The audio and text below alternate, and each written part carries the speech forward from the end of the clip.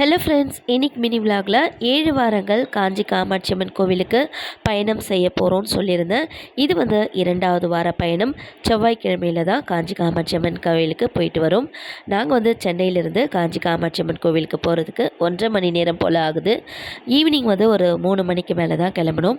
அப்போ பார்த்தீங்கன்னா மழையே இல்லை. ஆனால் கோவிலுக்கிட்ட போனால் சரியான பலத்த மழைன்னு சொன்னாங்க. ஆனால் கொஞ்சம் கூட நாங்கள் நினைல. தெய்வம் எங்களை நல்லபடியாக கூட்டிகிட்டு வந்து வீட்டுக்கு வித்தாச்சு. எல்லாம் ஒரு நம்பிக்கை தாங்க.